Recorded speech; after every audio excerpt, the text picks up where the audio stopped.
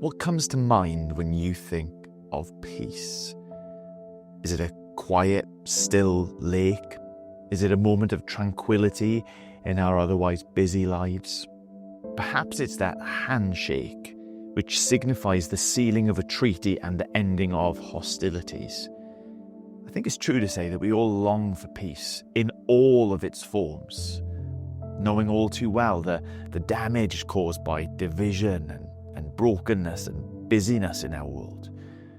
And as we've walked through the Beatitudes, surely we've come to the point where we can all admit that things shouldn't be the way they are in our world and in our lives. So what does Jesus mean when he says, "Blessed are the peacemakers, for they shall be called children of God"? Peacemakers.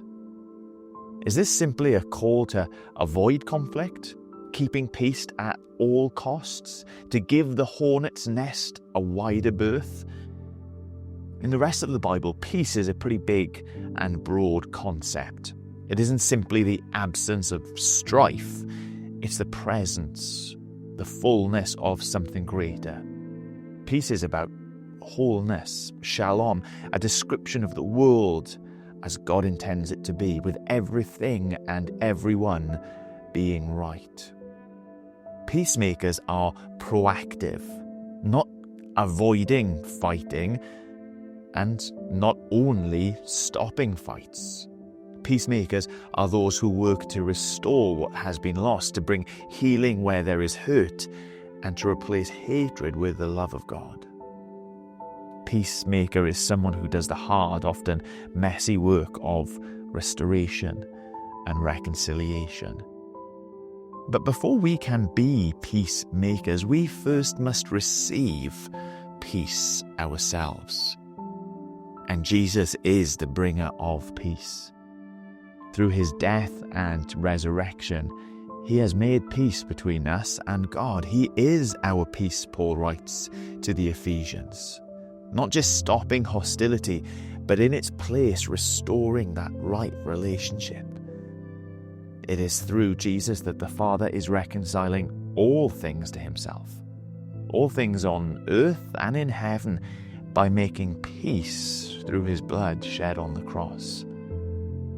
And once we have received his peace, once our restless hearts have found rest in him, then we're called to go and make it.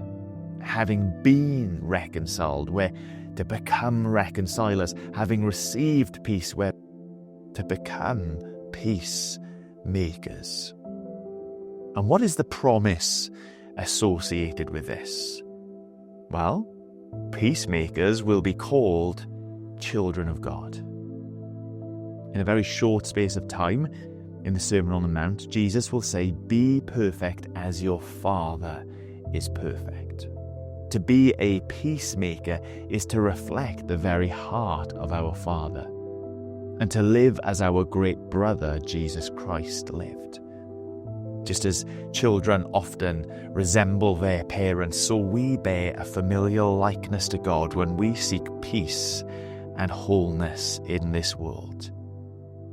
So to bring peace is to continue the work that Jesus began, to be restless until rest is restored. So today, we shouldn't be folks who are simply avoiding strife. We should be willing to step into the messes that are around us, seeking to heal what has been broken. Because the truly blessed are not just those who find peace, but blessed are the peacemakers, for they shall be called children of God.